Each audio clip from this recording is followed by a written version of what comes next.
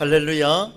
주님의 말씀을 사모하며 나온 모두에게 오늘도 말씀을 통해서 그 말씀이 성경의 정신으로 살아나서 우리의 삶에 역동적인 그런 힘이 부여되기를 주님의 이름으로 축원합니다. 여러분, 인간의 삶을 살펴보면 좋은 일도 있지만 때로는 근심과 걱정에 둘러싸여 있을 때도 있습니다. 정말 평안한 삶이면 얼마나 좋겠습니까? 하루가 다르게 우리는 근심 속에서 살아가게 되는데, 그럴 때마다 중요한 것은 무엇을 생각하고 살아가느냐 하는 것인데요, 오늘 바울은 내가 너희를 부끄럽게 하려고 이것을 쓰는 것이 아니다 라고 하며 14절로 이렇게 시작을 하고 있습니다.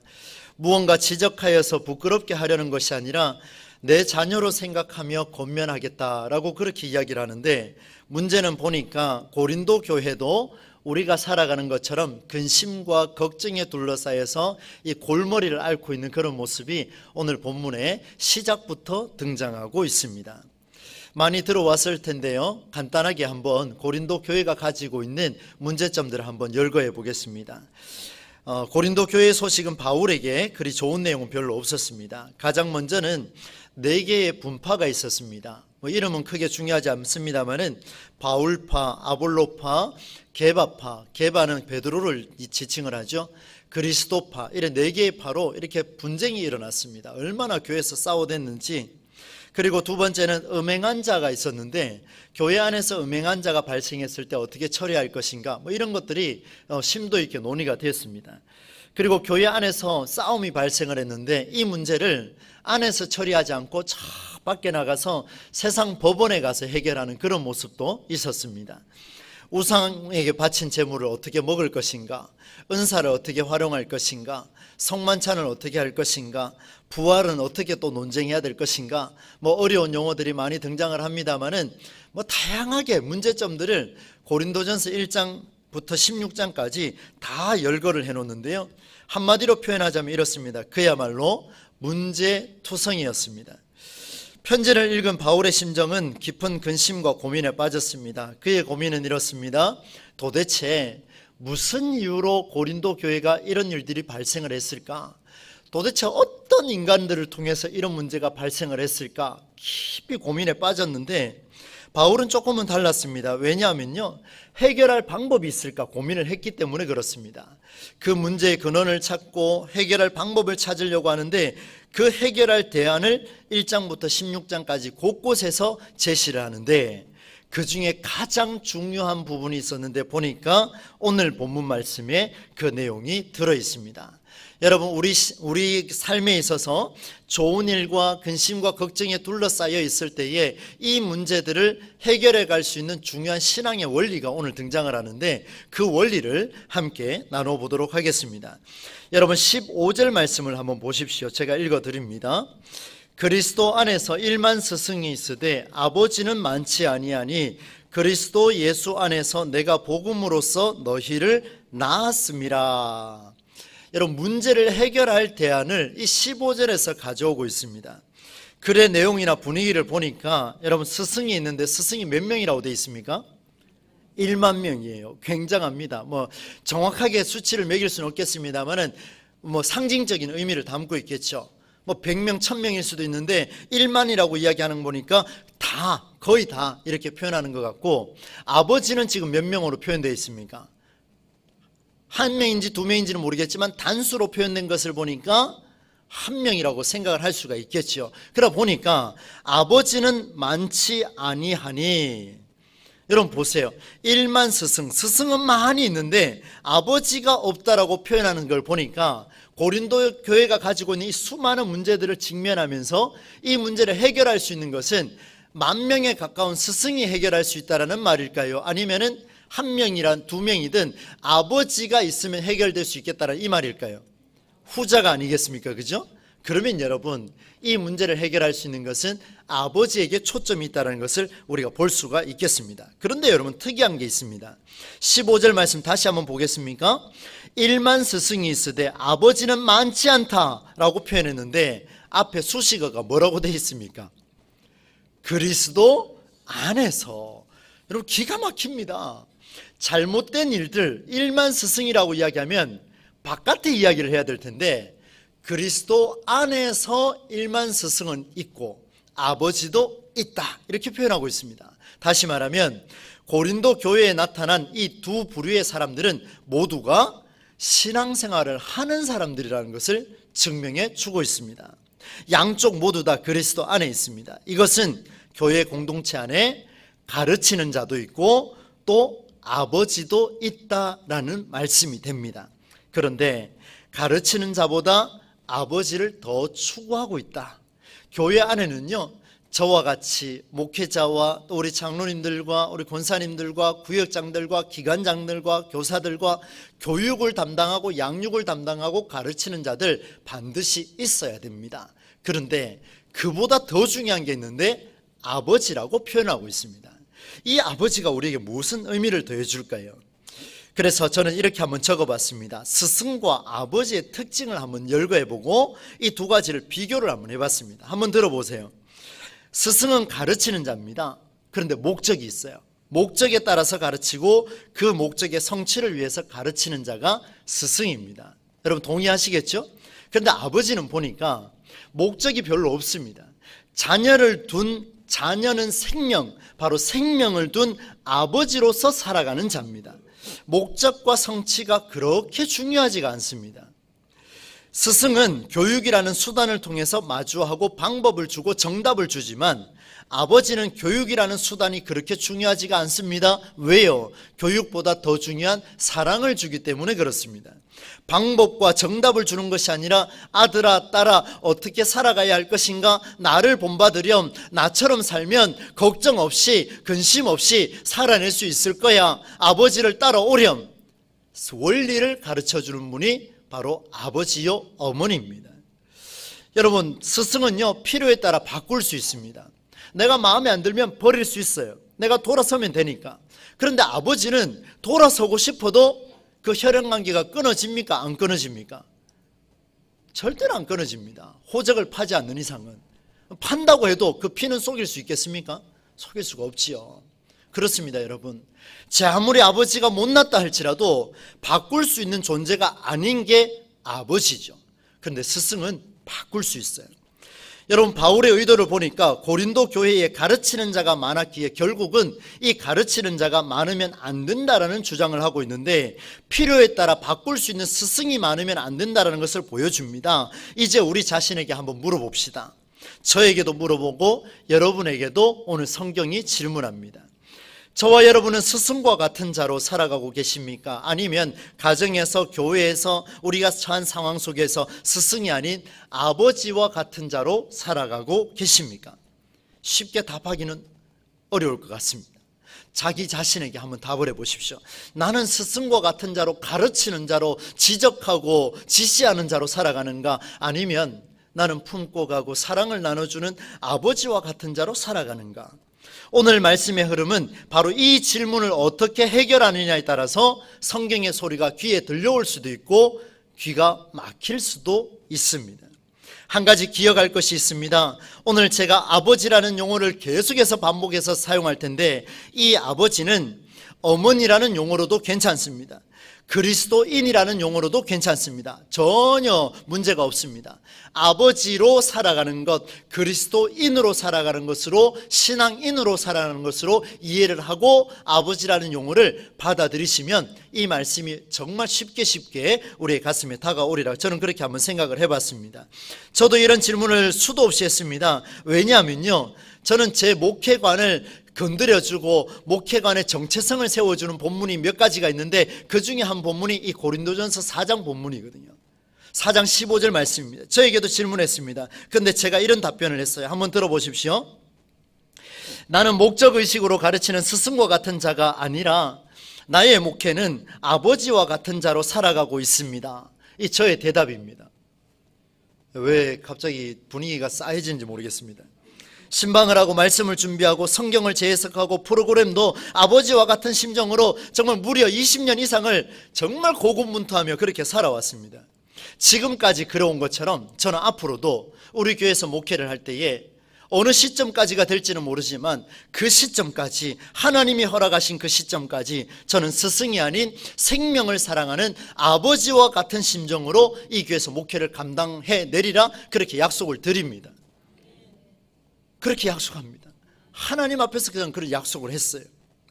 여러분 100% 모든 일이 그런 것은 아닐 겁니다. 아마 저랑 목회를 하시면서 미운 정도 들 것이고 정말 저렇게 살 수 있을까 이렇게 한번 투덜투덜 할 수도 있을 것 같습니다. 여러분 괜찮습니다. 왜냐하면요, 저는 사람 보고 목회하는 게 아니라 하나님 앞에서 100% 진심을 담고 하기 때문에 여러분이 보기에 부족할지라도 고린도 교회를 살리고 싶은 바울의 심정처럼 저는 그렇게 앞으로도 목회를 하려고 결단합니다. 이렇게 말합니다. 그렇지, 힘들어도 해내자. 목회는 말이야 이런 거야. 교회는 이런 거지. 아버지는 이런 거야. 그리스도인이라면 이렇게 살아내야지. 나는 앞으로도 더 스승이 아니라 아버지처럼, 아버지와 같은 자로 나는 살아내겠노라. 오늘 올라오기 전에도 다시 한번 결단하고 올라왔습니다. 그런데 여러분, 이 말씀을 깊이 묵상하는데 저의 가슴을 찌르는 단어가 있었습니다. 머리끝부터 온몸에 전율이 흐르게 하는 그 충격의 단어가 있었는데, 그것이 저를 계속해서 만지고 계속해서 움직여가는 중요한 단어가 하나 있었습니다. 너무 두렵고 떨리는 충격적인 말씀이었고, 그때 이후로 지금까지도 이 말씀은 저에게 충격적으로 다가오고 있습니다. 그것이 무엇인가 하면 그것은 다름 아닌 아버지와 같은 삶을 살아왔다라는 사실입니다. 여러분 눈치채셨습니까? 저는 가정에서도, 공동체에서도, 교회에서도, 학문의 현장에서도, 신학에서도, 한국교회를 위해서도 힘들고 지칠 때마다 더 간절함으로 가장 멋진 아버지의 모습을 갖추고자 저는 애를 쓰고 몸부림쳤습니다. 이 시대에 가장 필요한 목회자의 자질을 갖추고자 지금도 노력하고 있습니다. 그렇습니다. 저는 아버지가 아니라 아버지와 같은 자로 그렇게 살아내고자 몸부림쳤고 지금도 그렇게 살고 있습니다. 하나님 제게 말씀하십니다. 너는 아버지냐? 아버지와 같은 자냐? 너는 그리스도인이냐? 너는 그리스도인 같은 자냐? 아버지를 흉내내고 목사를 흉내내고 마치 아버지인 것처럼, 마치 바르게 살아가는 것처럼 그렇게 하나씩 갖추면 될 줄 알고 살아왔던 모습이 오늘 저의 모습임을 여러분 앞에서, 하나님 앞에서 다시 한번 내어놓습니다. 그런데 바울은 아버지처럼, 아버지와 같은 이런 단어를 언급하지 않습니다. 그래서 여러분 오늘 15절 말씀을 다시 한번 믿음으로 상반절만 받아들이며 읽어보겠습니다. 같이 읽습니다. 시작. 아버지는 많지 아니하니. 보세요 여러분, 아버지와 같은 자, 그리스도인 같은 자, 어머니 같은 자, 사랑하는 사처럼 살아가는 자, 이런 표현이 있습니까? 없습니다. 가르치는 자가 아니라 나는 아버지와 같은 자로 살아가면 될 줄 알았는데 성경은 아니다, 틀렸다, 다른 것도 아니고 틀렸다, 그렇게 이야기하고 있습니다. 같은 이 단어 한번 보십시오. 우리 삶에 참 많이 사용되는 단어이면서 어느새 우리를 보호해주는 그런 단어가 아닙니까? 장로처럼, 권사처럼, 집사처럼, 목사처럼, 성직자 같이, 처럼 포장지를 하나 입히고, 두 개 입히고, 세 개 입히고, 4개, 100개, 1000개, 10,000개를 만들어가고 있는 우리를 보호해주는 그런 말씀이 아닌가요? 같은 자. 여러분 설교할 때도 저는 이 용어를 이제 안 쓰려고 몸부림을 더 쳐야 되겠다라는 그런 간절함이 생겼습니다. 여러분 아버지와 같은 자는 많아도 아버지는 없다라는 말씀이에요. 그리스도인 같은 자는 많아도 그리스도인이 없다라는 말씀이죠. 하나님의 자녀 같은 자, 성도 같은 자는 많아도 이 시대에 그리스도인, 하나님의 자녀, 하나님의 성도 없다라는 충격적인 말씀이 2000년 전에, 그리고 오늘 우리 시대에 또다시 선포되고 있습니다. 무엇과 같은이라는 단어 참 좋은 말이죠. 뭐뭐처럼, 뭐뭐같이, 진짜가 아니라 포장된 가짜로 여러분 살아가고 있지는 않습니까? 속이 빈 껍데기입니다. 빈 수레가 요란하다는 말이 딱 어울리는 그런 신앙이 오늘 고린도 교회 신앙에서 그대로 적나라하게 드러나고 있습니다. 아버지와 같은 포장된 자가 오늘날 교회 안에도 많습니다.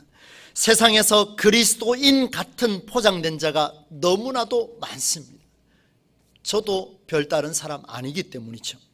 흉내내는 아버지, 흉내내는 그리스도인 너무 많습니다. 이제 우리는 자신을 속이지 말고 오늘 주님 앞에서 함께 솔직해져 봅시다.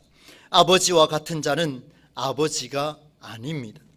그리스도인과 같은 자는 그리스도인이 아닙니다. 오늘 성경이 강조하는 것은 아버지와 같은 이것이 아니라 아버지 그 자체를 말씀하고 있습니다.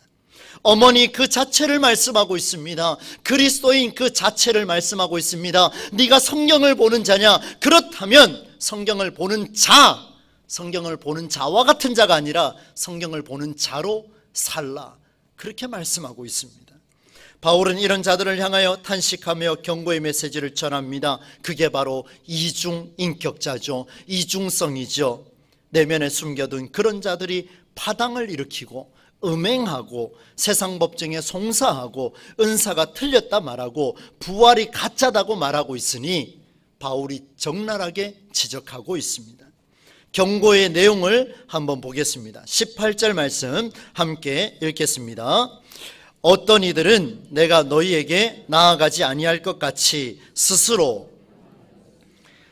어떻게 됐다고요? 교만해졌으라. 한번 보세요. 고린도 교회 성도들이요 스스로 교만해졌습니다. 누가 와서 가르쳐주지 않으니까 설마 아니다, 우리 신앙은 이걸로 족하다, 뭐뭐 같은 자로 살아가자, 족하다, 그런 인생으로 살아가고 있으니 하나님께서 이 바울을 통하여 그들을 지적하는데 스스로 교만하여졌다 말씀하고 있습니다. 이런 자들은 능력이 없는 말뿐인 자들이죠. 아버지와 같은 자는 교만한 자입니다. 말만 하는 자입니다. 실제적인 능력이 없는 자입니다. 아버지와 같은 자는 자녀와 대화하는 척하지만 아버지는 자녀와 진심으로 대화합니다.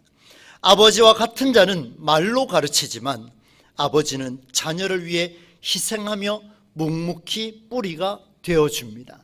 사랑하는 성도 여러분, 우리 교회 안에 아버지와 같은 자는 이제 없어져야 하겠습니다. 여기서 떠나라는 게 아니고 이 자리에서 나는 아버지와 같은 자로, 그리스도인 같은 자로, 사랑하는 자 같은 자로 살아오셨다면 이제 내려놓으시고 나는 사랑하는 자요, 나는 그리스도인이요, 나는 아버지요, 나는 우리 교회의 어른이요, 나는 우리 교회의 중직자요, 그렇게 한번 고백할 수 있는 내 삶을 그렇게 살아드리는 그런 모습으로 우리가 바뀌어져야 되지 않겠습니까? 말은 힘이 없습니다. 그러나 능력은 힘이 있습니다. 말하는 자는 같은 자로 삽니다. 같은 자로. 스승이 아니라고요? 같은 자가 더 비겁합니다. 능력 있는 자는 같은 자로 살지 않습니다. 그 속에 들어가서 능력을 나타내고자 죽어 들어갑니다. 그리스도인 같은 자는 말만 하고 입만 살아있는 자입니다. 희생하려 하지 않습니다. 자기 기준에 남들이 맞추기를 강요합니다. 파당을 만듭니다. 분열을 일으킵니다. 그러나 그리스도인은 그들의 방법 속에 들어가서 내 방법이 아니라 그들의 방법 속에 그들을 살리고자 한 알의 밀알처럼 서서히 죽어갑니다. 그게 그리스도인입니다. 서서히 희생합니다. 서서히 하나님 나라를 이루어갑니다. 그게 바로 그리스도인입니다. 말이 아닌 능력으로 이루어내는 자가 그리스도인인 줄로 믿습니다. 오늘 우리 모두가 이런 그리스도인의 삶을 살아가기를 간절히 소망합니다. 여러분 20절 말씀을 한번 보십시오. 얼마나 이 제가 드린 말씀이 맞는 말인지 한번 보겠습니다. 함께 읽습니다. 하나님의 나라는 오직, 아멘, 하나님의 나라는 무엇에 있지 않고요? 말에 있지 않고 무엇에 있다? 오직 능력에 있다. 무엇과 같은 자로 사는 자는 말밖에 없습니다. 겉으로 보면 유창하죠? 겉으로 보면 실력이 있어 보이죠? 겉으로 보면 학력을 갖추었죠? 다 거짓말이에요. 전부 다 거짓말이에요. 가식적이에요. 제가 이렇게까지 말하는 이유가 있습니다. 이 시대 한국교회가 점점 피폐돼 가는 이유가 바로 여기에 있기 때문에 그렇습니다. 전부 다 포장해버렸습니다. 우리 동부제일교회는 포장하지 아니하고 그동안 포장되어 있었다면 이제 그 포장지를 서로가 하나씩 벗겨주기를 바랍니다. 그래야 능력이 나타납니다. 말이 아니라 능력이 나타납니다. 그 포장지는 소용이 없습니다. 말만 하는 스스로 교만한 자에게는 하나님의 나라는 보장되지가 않습니다. 오늘 여러분 천국이 보장된 자로 살아가십니까? 어떻습니까, 여러분? 여러분에게 천국이 보장되어 있습니까? 여러분, 천국이 보장된 것처럼 그렇게 살아가는 자들은 천국이 보장된 것처럼 끝나버립니다. 하나님 나라가 내게 주어진 것처럼 살아가는 자는 하나님 나라가 주어진 것처럼 해서 끝이 나버립니다. 천국이 보장된 것이 아니라 오늘 이 자리에서 천국을 살아내는 자는 영원히 천국에 가게 될 줄로 믿습니다. 하나님 나라는 여기 있다 저기 있다 말하지 말라. 오직 너희 안에 있느니라. 우리 주님의 말씀이죠. 하나님 나라를 내 안에서 살고자 몸부림치고 오늘 이 자리에서 하나님의 미랄로 살아내는 자는 하나님 나라는 우리에게 영원히 주어질 줄로 믿습니다. 여러분, 어느 길을 선택하시겠습니까? 사랑하는 성도 여러분, 아버지는 희생합니다. 희생하는 데는 이유가 없습니다. 가르침이라는 목적에 따라 희생하는 스승과는 다릅니다. 그런 자와 완전히 다르지요.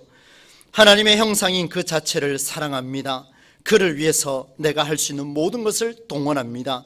자녀의 기쁨에 동참하고 함께 즐거워합니다. 아버지는 자녀와 대화합니다. 아버지는 자녀의 친구입니다. 가르침과 지시가 아닌 스스로 선택하고 결단하기를 기다려주는 것이 아버지요, 아버지의 정체성입니다.